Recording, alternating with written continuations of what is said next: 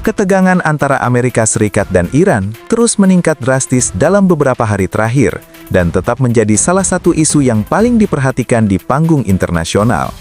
Situasi ini bermula dari perselisihan panjang tentang program nuklir Iran.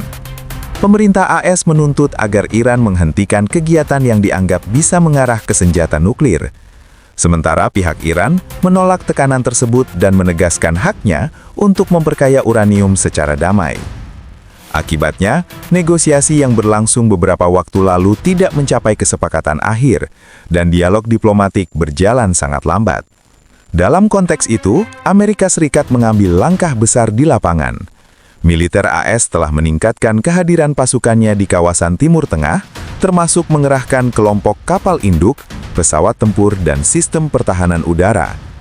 Beberapa kapal perang besar bahkan bergerak menuju perairan Arab dan Teluk Persia, dalam apa yang disebut sebagai salah satu penumpukan kekuatan terbesar dalam beberapa tahun terakhir.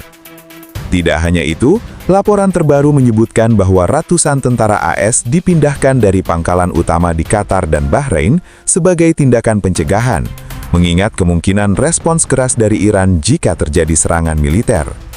Meski sejumlah pasukan masih bertahan di pangkalan lain di Irak, Suriah, Kuwait, dan negara-negara Teluk, langkah penarikan ini memperlihatkan betapa seriusnya situasi saat ini.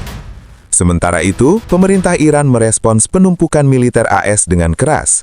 Dalam sebuah surat resmi kepada Perserikatan Bangsa-Bangsa, Teheran memperingatkan bahwa jika terjadi serangan dari AS, semua pangkalan dan aset militer Amerika di kawasan akan dianggap sebagai target yang sah, dan Washington akan menanggung konsekuensi penuh atas kemungkinan eskalasi.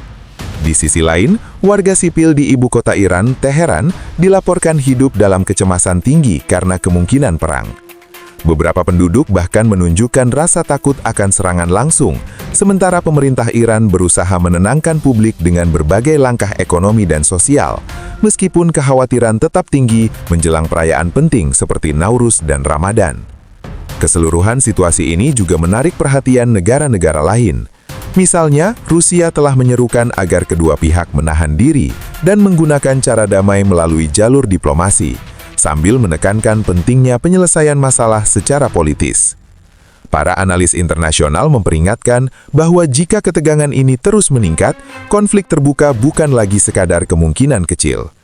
Dampaknya bisa terasa tidak hanya di Timur Tengah, tetapi juga di pasar minyak global, stabilitas regional, dan hubungan diplomatik antar negara di seluruh dunia. Untuk masyarakat Indonesia, para pengamat menyebut bahwa meskipun fokus utama pertikaian ini berada jauh dari wilayah kita, efek bergelombang pada harga energi dan geopolitik global tetap perlu diwaspadai.